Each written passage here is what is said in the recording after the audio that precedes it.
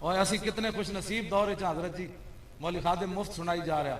ایک صحابی مدینہ پاک تو مصر چل کے گئے, انہاں کہا ایک صحابی کو حدیث ہے جڑی کسی اور کو نہیں لگی. انہاں کہا میں صرف ایک حدیث واسطے سفر کیتا ہے تے تانوں مفت سنا رہا تسی تھکے بیٹھے ہو. نا اے گل ہے قدر نبی دا معلوم ہو سی قبراں وچ پیان. میرے جائے کتا تو اٹھ کے کہے گا ان کے بارے میں پوچھتے ہو, میں تو پوری حدیث پڑھ دیا گا. انہوں نے بارے پوچھتے ہو, میں پڑھیا سی حدیث سے چہرہ انور ایسے تھا, زلف ایسی تھی, پر آج تو پھر دیکھ لیا نا, تو میں پھر دیکھ کے پڑھ دینی حدیث. تے فرشتے میرے کو کی پوچھنا ہے کیوں جی؟ ہاں حضور نال پیار کرنا ہے. انل توجہ جی, انل حسن نا حضور کی بات کرو. میرے جا کتا اتنے مر جائے, رستے مر جائے, لاہور جا کے مر جائے, میں حضور کی بات کرے. ہاں جی ساڑھے حضور کی علماء اہل سنت کو چھوڑے, اب لبیک کا نعرہ دے جو دیا آپ, اب یہ لگائے.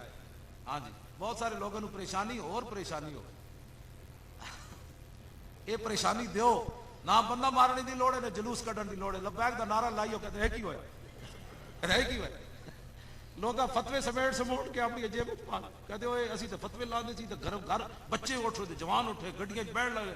سمجھ آئی؟ اور پولیس والا بھی نعت پڑھنا شروع ہو گیا. کی نام ہے منڈے کا؟ ہاں شہباز, انہیں نعت پڑھی جناب پوری دنیا تے ہل پہ گئی.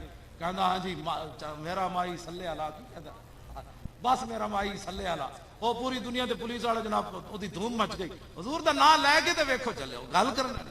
ہاں جی تسی بس صرف لبیک دا نعرہ لائی آؤ, ساریاں بلاواں انج نسدیاں جان گیا.